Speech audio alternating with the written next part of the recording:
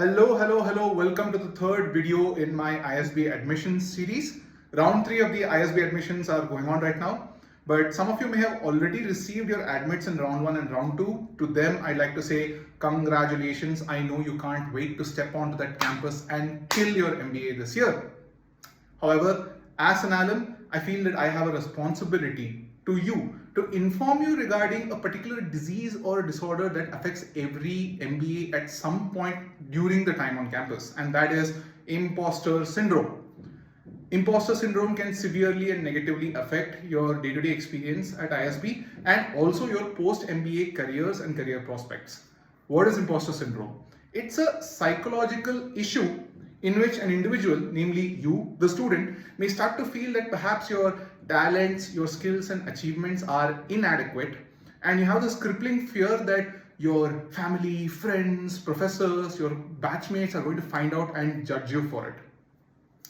What kind of scenarios do you think this imposter syndrome can manifest in?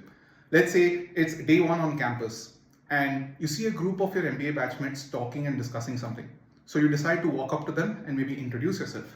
As you do so, and as you get into the conversation, you get this feeling that, damn, all of these people tend to have these diverse and really cool experience. They've come from these really big name corporates. They've executed projects that have saved billions of dollars and saved tens of thousands of people's lives. And I'm just an engineer here. I've just used one software that I'm never going to use post MBA. I have no idea about Excel and PowerPoint presentation and consulting and blah, blah, blah, blah, blah.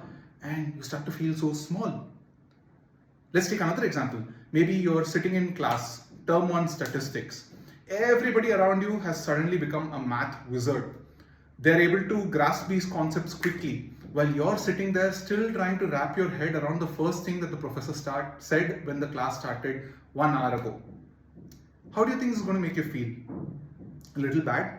A little scared? A little sad? Maybe you feel that, damn, all these people have such good experience and such capabilities and talents that I don't. How am I going to match up to them in the job market tomorrow during placements? I think I'm just going to keep my mouth shut. Every time I open it up in class, either a stupid question or a stupid answer comes out. Imagine having this terrible negative loop all the time. You may or may not be right. I'm not trying to argue that. What I am trying to say is that negativity is going to affect what you're going to do going forward. Think about it. You're never going to be 100% confident in class, making contributions. You're going to skip out on case studies and papers and ELPs because you feel that I'm not good enough. What am I going to do going there and contributing? I'm not even a great MBA. I don't think I should call myself an MBA. You start to feel that maybe the admissions committee made a mistake when they got you in. Maybe another deserving student should have come in. I shouldn't be here. Or maybe you just start to feel that I should just drop out of the MBA. See how negative this can be. It affects your day-to-day life. It affects your interactions with your fellow batchmates where you start to feel inferior and insecure. And overall, you're just not happy. And that's the most important damn thing in life. But you guys should relax because there's a way out of this. And that framework is pretty simple. And that's what I'm trying to lay out through this video. Just find out, stick around for the video, stick around for the frameworks I'm going to discuss here, and maybe you'll be able to alleviate this feeling or eliminate this entirely as you go through your time at ISB. The first thing to remember when you're lost or confused is to figure out where you want to go. What's your destination? You need to have a goal, a vision. For 99% of you, that vision is to get a job post ISB. But I can assure you that in the middle of all the exciting activity on campus, different events, workshops, case competitions, ELPs, Shashi Tharoor is coming in and giving a speech. Maybe you should go to the auditorium and hear him for 3 hours. You're going to forget about that goal. It's going to hide away from sight and you're going to focus on distractions instead. In those moments, I want you to remember one thing.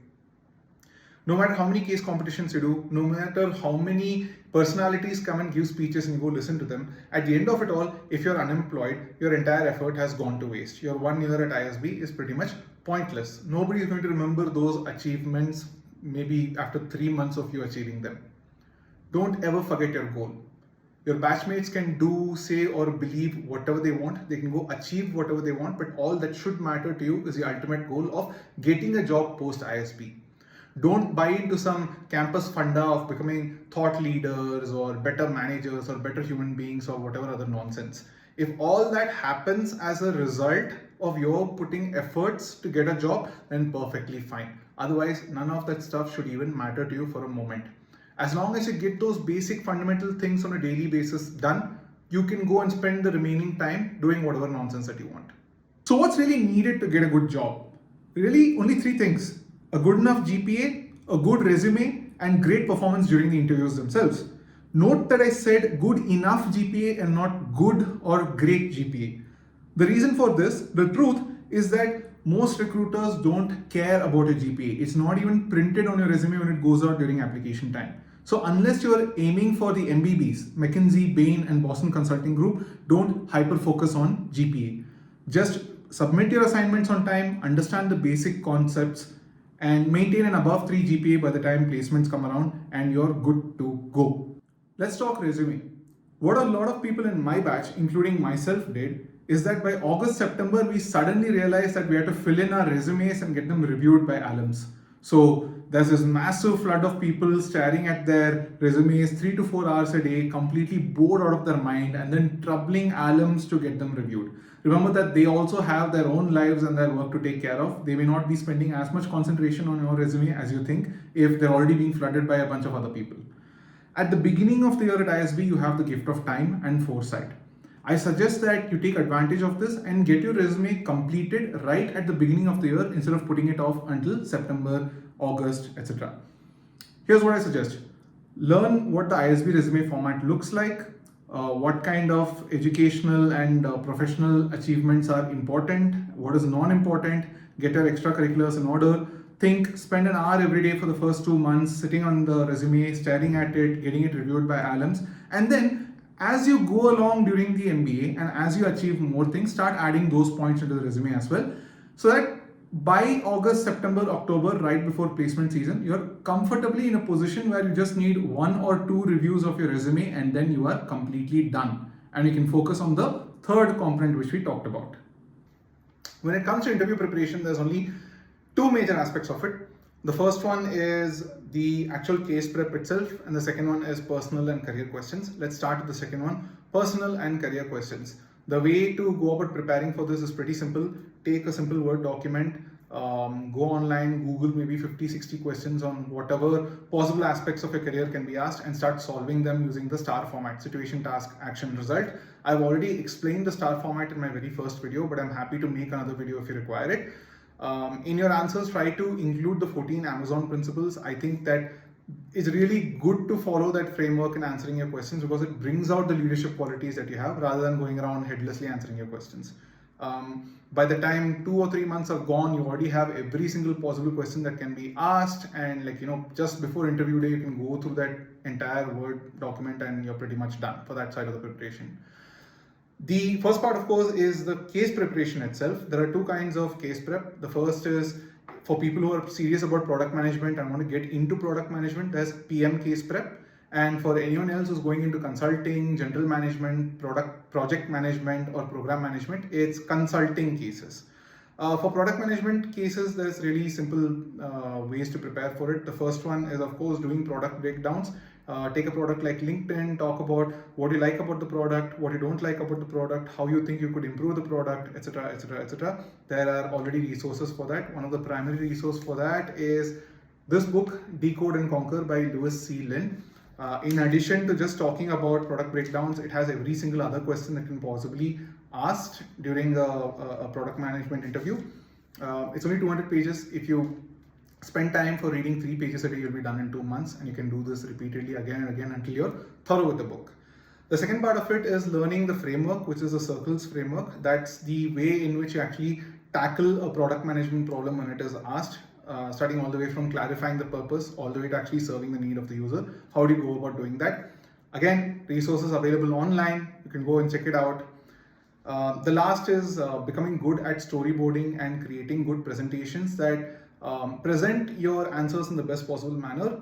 For this, practice is required, maybe doing 1 case every week or 2 cases per week, and then creating the entire end-to-end PowerPoint presentation for that.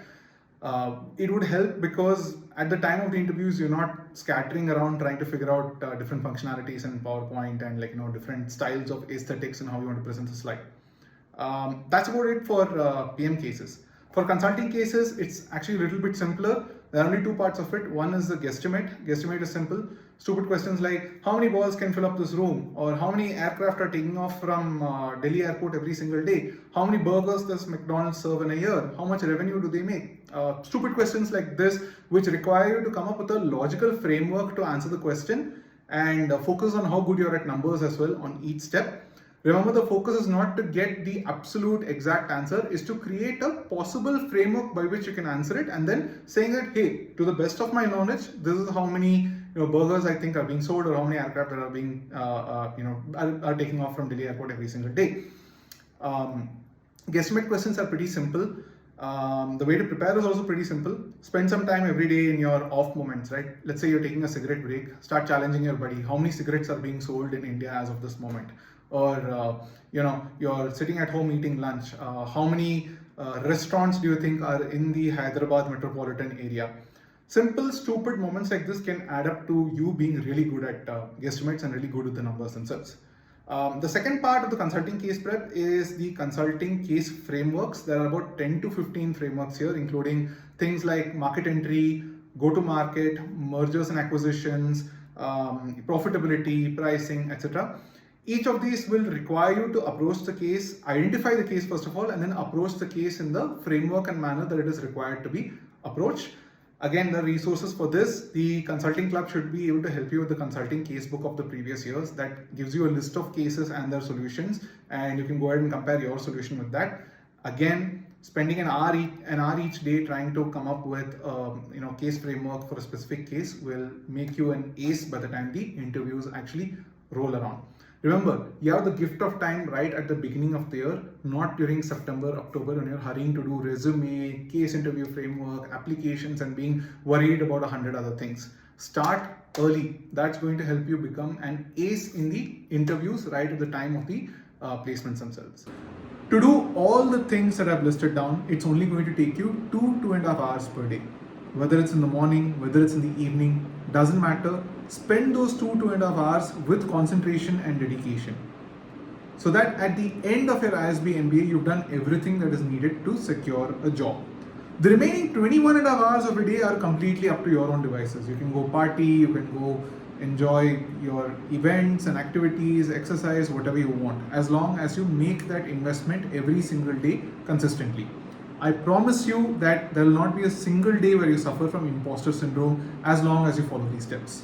So until the next video, ciao, have a good time and be disciplined. See you.